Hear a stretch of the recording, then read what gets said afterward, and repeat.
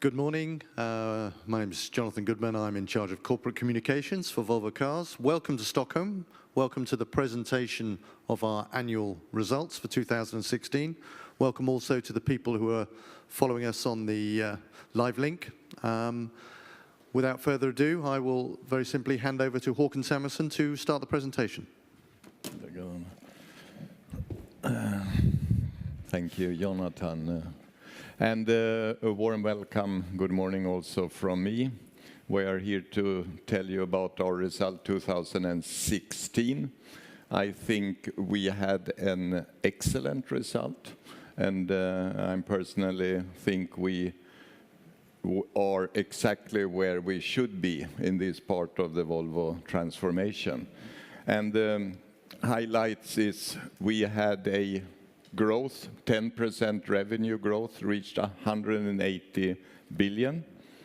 So we are growing rather fast. We made 11 billion profit, 6.1 return on sales. And that is something I did not believe we would reach 3 years earlier, 3 years ago. All-time high in volume, 534,000 cars. It's the third year now we are reporting an all-time high. And two things that I think is extra interesting to report is we created 3,000 new jobs in the group last year. I think that's very positive. And despite the heavy investments in the largest transformation we ever made in the company, we had a cash flow, positive cash flow, that we financed all of this investment with the generated cash from operations. I think, personally, I think that is impressive. So out on the market, as you know, we are now a global company with 3 home regions. Americas, in the US market is of course the most important one in Americas. We confirmed the turnaround with the 18% growth and after a very successful launch of the XC90, a car that has really been a success on the market. Now we are in the phase of introducing the second car out to our customers, the S90. In Europe, we continued our profitable growth. We had a 2.7% growth. And in China, after the start of the year where we introduced XC90, in the last 6 months, we really saw a regain momentum, and we reached at the end an 11.5% growth. And now we are also in China selling the XC90 in the volumes we would like to do after a ramp-up period. So altogether, 6.2% growth, and that really was limited by our production capacity. We could have grown faster if we could build more cars, so that is now the challenge, of course, in our operations. We have now completed the introduction of the 90 family, and we are in the middle of the transformation of the Torslanda plant into a pure spa plant with a capacity of 300,000 cars, where that plant has never been. And I think historically we never made more than 200,000 cars in the factory. And right now we are taking the next step in ramping up the plant up to 62 jobs per hour. That means now we will have takt times under a minute, which really is appropriate for a car factory in this size. For the first time, we build a car in less than a minute. And that is also why we are employing now 700-800 people, which will be brought on board till after the vacation. Then we will really produce to the new pace. In parallel, we are starting up S90 in Daqing, northern China, where we will build the sedans, the S90s. And we are also getting ready with the Luqiao plant, which is a plant which we will operate. It's operated according to Volvo standards. We will start also there building Lynk & Co cars for Geely. And last but not least, Charleston plant's underway, totally according to plan. Building is now ready. Now we're beginning with installation of equipment.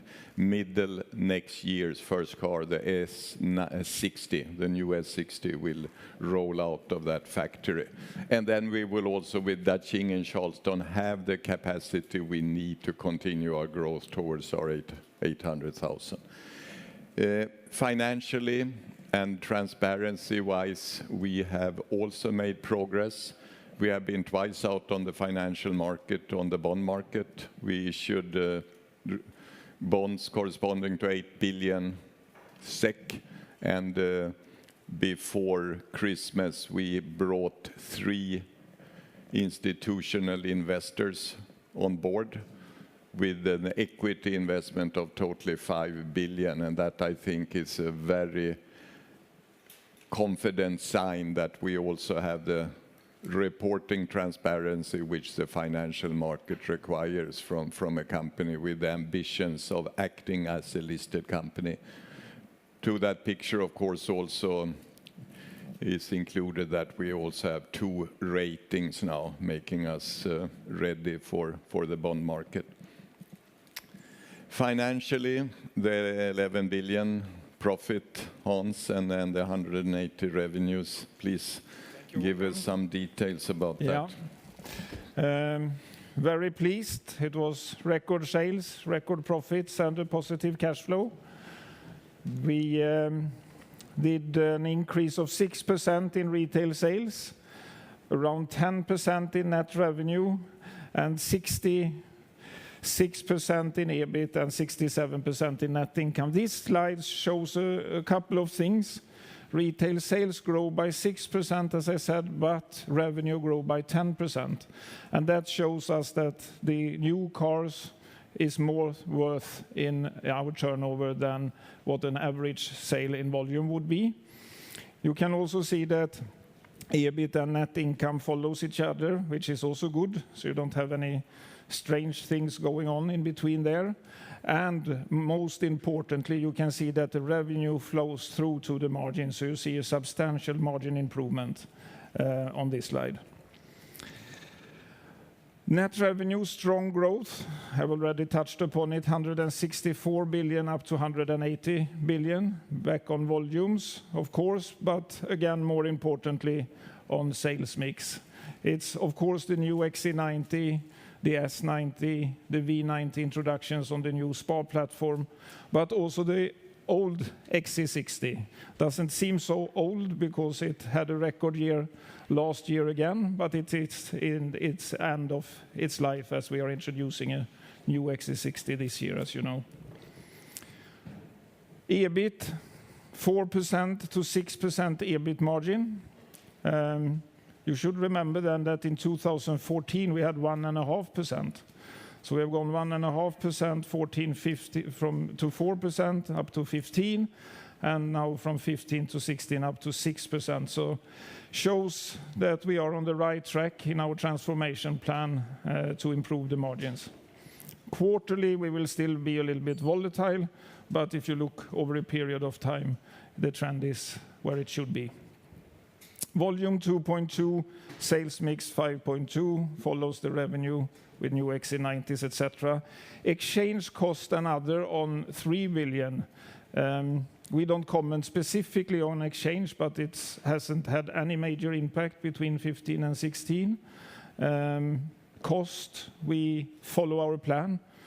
Cost increases is made mainly in research and development for new models, etc., and also in advertising following the volume increase. So this leads up to a profit of 11 billion versus 6.6 last year. Very satisfying for the future of Volvo Cars. Cash flows, maybe the most important slide in the financial presentation today.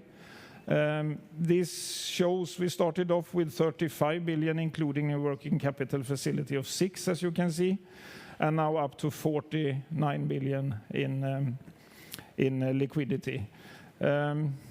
Says that we continue to be able to cover our investments and more. So operationally, we generate more than we invest, and then you know that we are peaking in investments at this time. Continue investments in new models, and also now starting up investments in the Charleston plant in US. Financing of 5.8 here. Håkan showed 8 billion in bonds and then 5 million in the private placement, makes 13 billion. But then we have amortized some of our debt as well. So the net effect here is around 6 billion. So liquidity position, very strong. Net cash position of 19 billion have improved again.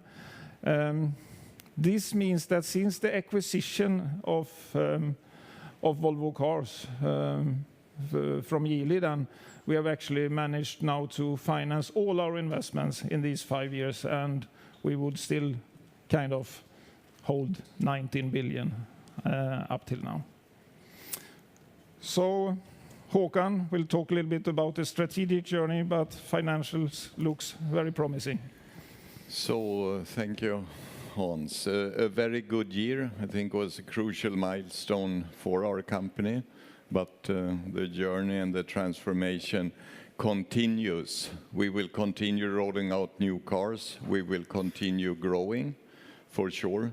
Already this year there will be 2 very important SUVs presented, but we will talk with you more and more in the future about how we will commercialize new technology. A lot of people, everybody talk about car sharing, electrification, autonomous drive. We want to enter into concepts and structure where we can create value with these technologies and also create revenue streams. So this will be the next phase of strengthening Volvo Cars. And then we are talking about 3 areas mainly. Autonomous drive, I think we have made most concrete. We have a 3-leg strategy to this new technology.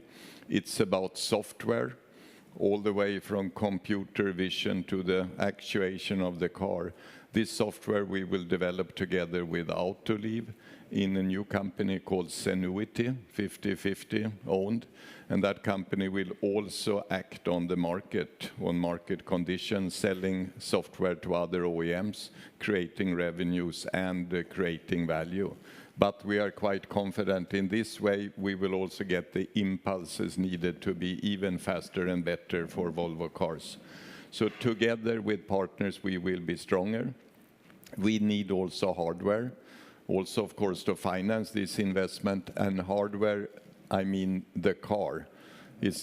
Cannot achieve autonomous drives only with software. You also need a car with a 2-circuit steering, 2-circuit brakes, 2-circuit electric system to really fulfill the safety standards we look for. And that car we developed together with Uber in California, and of course also share the cost. We develop the car and they co-finance 50%. That's also an important partnership, which of course also give us ideas and impulses and very creative dialogue with their engineers. Third element, which is unique for Volvo in this area, is people. And because we don't think this is not chips, this is not technology, it's also how will people react in a car like this? How will they use this new functionality? And we need also to test this together with the authorities, people who will set the rules around liabilities and responsibility. They are on board. Very unique project, Drive Me, starting this year, and the very first customers have received their cars and are now beginning testing it. I think the large number of cars and people you will see towards the end of this year. So this is a very important element, and our ambition is to bring out the customer a car with this functionality after 2020. 2021 is our ambition to have a car with this functionality, a true autopilot where you can sit back and do something else. And with that technology, I think we take a huge step forward of making Volvo more premium. Would be a very attractive functionality into a premium car when you can start having your conference calls and working in the car. It will be a working place and much more valuable. Another area is electrification. I think it's getting clearer and clearer that if we have ambitions of coming down with CO2 levels, we cannot do that by improving the efficiency of engines, petrol engines, nor diesel engines. We need to add electrification into the equation. We need to have a higher mix of electrified cars. Therefore, we see all our new cars will have twin engine, hybrid concepts. For example, the XC90 we're selling right now, we sell 15% with twin engine. And that will follow on all our models, and then we will have pure drivetrains, as we call them, which will be all electric. First car will be out 2019. And I think the percentages of these cars will be the way of coming down in CO2 for the future. So this is an area we will talk more about, and we will also invite you to sessions to tell you more about how we see this and how we see the future of the combustion engine later this year. The third area is really two. It's digital experience and connectivity services. I mean, in-car experiences is a new area. It's not just infotainment. There is a whole array of new services that will be presented in the car. We have the ambition to be an open platform for developers, being the absolute best integrator of infotainment and in-car experience service systems. And to do this, we will set up or have set up a new development center in Mountain View, California, which will lead this job and then pilot these services with customers.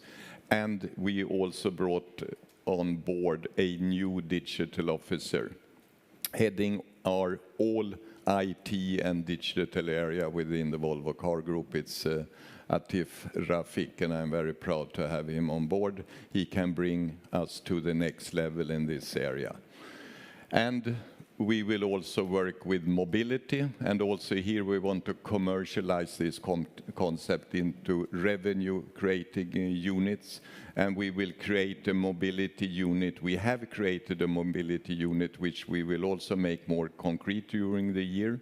We have hired Bodil Eriksson heading up that, and we will look into mobility per mile concept, because I think owning a car, having your full-time car is not going to be the only way to provide mobility in the future. Especially big cities need very convenient mobility per mile solutions. Us being a part of the Uber concept is of course one way for us of participating in this market with the cars. But we have also had since many years Sunfleet, the biggest car sharing company in the Nordic region, has always been partly owned by Volvo, 50%. Now we have acquired that company to 100%, and we will use that as the base to further develop this concept into new areas, also using new technology with keyless digital keys and so on, making this even more convenient. So these are the areas where you will can expect to hear more from us in the future. And I think it's also very important areas to continue strengthening the Volvo Car Group in the future, on top of the new beautiful cars that will come. And if you look into now the 2017, this year, we will continue growing the company, continue building up production capacity, launching new cars, because that's really now limiting our growth. Right now it's S90 that's on its way out, but we will continue to change over in the company. And in Geneva later, in some weeks' time, we will show to you the new XC60. It's really the best seller in the Volvo Car Group. Already today, that car is the best sold premium SUV in its size in Europe, not in Sweden, in Europe. and the new one will, of course, be even better, and we expect to strengthen that position. And the XC90 and XC60 today is more than 50% of our revenues and sales. And on top of that, later this year, we add then the XC40. For the first time, we will have a small SUV also, based on the new CMA platform. So we will then have 3 brand new SUVs when we close this year. And that will, of course, be then something that is well above 50% of our sales, and really will be the future backbone of Volvo, because we have a very strong position in the SUV segment. So we see with that we will grow to a new record this year. We will also maintain our strong profit levels, despite, of course, heavy transformation and changeover in our industrial system.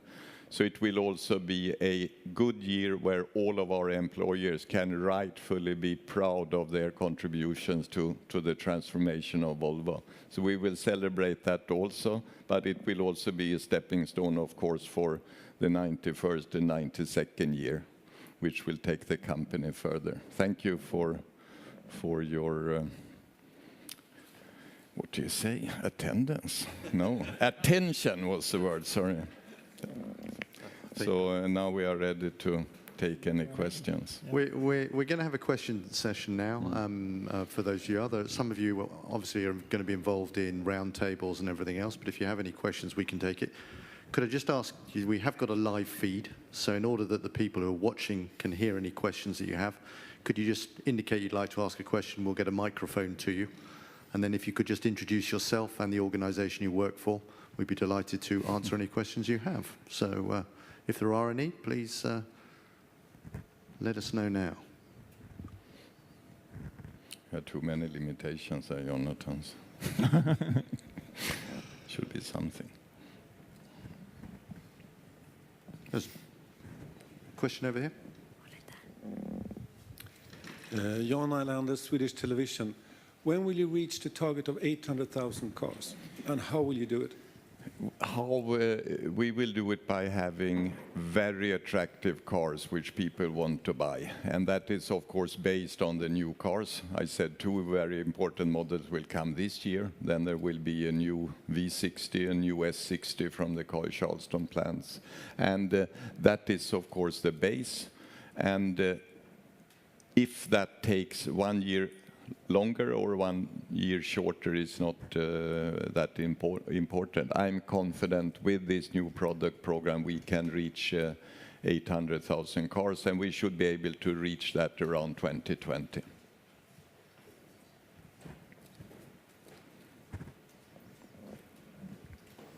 Jan-Erik Bergen from Express in Sweden. North America is a very important market for you. Are you worried about the political situation over there?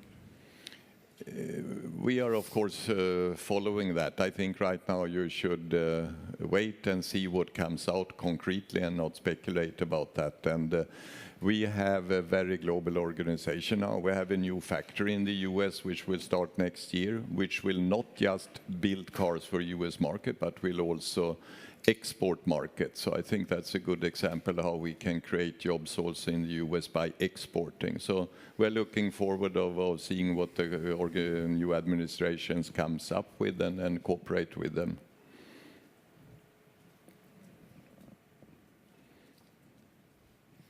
Okay. Thank you very much. I think if there are no further questions, we'll say thank you, and we'll thank you for your attention and move on to the next session of interviews. Thank you very much. Thank you.